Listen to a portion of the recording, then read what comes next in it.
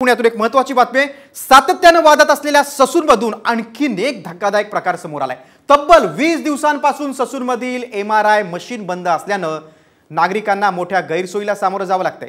तर प्रशासनाकडून खासगी लॅबमध्ये तपासणी करण्याचा सल्ला दिला जातोय। त्यामुळे ससून सारख्या महत्त्वाच्या हॉस्पिटलमधील एमआरआय सेंटर तब्बल 20 दिवस बंद असल्याने ससूनमधील अधिकारी आणि कर्मचाऱ्यांचं खासगी सेंटर सोबत काही साटलोट आहे का असा सवाल आता रुग्ण आणि त्यांचे नातेवाईक उपस्थित करतात।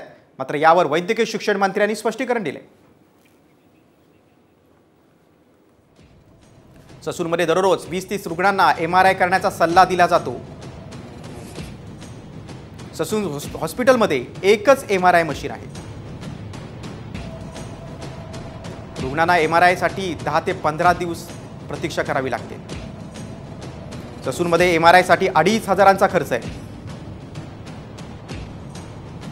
मशीन बंद असल्याने रुग्णांना खासगी लॅबमध्ये पाठवलं जाते आणि तिथेच रुग्णांच्या नातेवाईकांची लूट होते।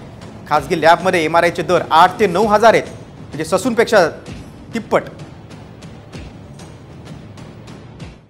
ससून हॉस्पिटलमध्ये संप सुरू आहे आणि सर्वसामान्यांची रुग्णसेवा कोलमडली आहे। नाही, एमआरआय मशीन बंद पडलेलं होतं। मी आता डीनकडनं माहिती घेतली, त्यांनी ताबडतोब टेक्निशियन बोलवलेले आहेत, ते चालू होईल।